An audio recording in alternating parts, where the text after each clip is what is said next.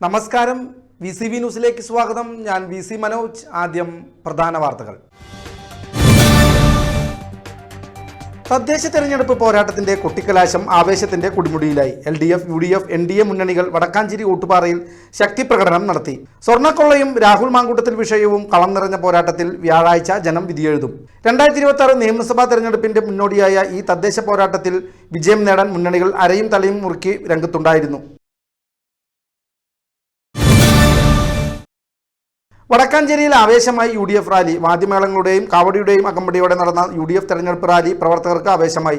ഓട്ടുപാറയിൽ നിന്ന് ആരംഭിച്ച് ടൗണിൽ സമാപിച്ച റാലിക്ക് ശേഷം നടന്ന പൊതുയോഗം KPCC general secretary NP Vincent ഉദ്ഘാടനം ചെയ്തു. എല്ലാം ശരിയാക്കാൻ വന്ന LDF സകലതും തകർത്ത് ഖജനാവ് കാലിയാക്കി തടിതെപ്പാൻ ശ്രമിക്കുകയാണെന്ന് വിൻസെന്റ് ആരോപിച്ചു. മലബാർ എക്സ്പ്രസിൽ നിന്ന് സ്വർണ്ണാഭരണവും മൊബൈൽ ഫോണും അടങ്ങിയ ബാഗ് കവർന്ന കേസിലെ പ്രതി 6 വർഷത്തിന് ശേഷം പിടിയിൽ. ചെറുതുരുത്തി മണപ്പടി സ്വദേശിയായ സനൂപാണ് തമിഴ്നാട്ടിലെ കോയമ്പത്തൂരിൽ വെച്ച് അറസ്റ്റിലായത്. നിരവധി കളവ് കേസുകളിലും അടിപിടി കേസുകളിലും പ്രതിയായ ഇയാൾ മൊബൈൽ ഫോൺ ഉപയോഗിക്കാതെ പല സ്ഥലങ്ങളിലായി മാറി മാറി ഒളിവിൽ കഴിയുകയായിരുന്നു. SHO അനിൽ മാത്യുവിന്റെ നേതൃത്വത്തിലുള്ള പോലീസ് സംഘമാണ് രഹസ്യ വിവരത്തിന്റെ അടിസ്ഥാനത്തിൽ പ്രതിയെ പിടികൂടിയത്.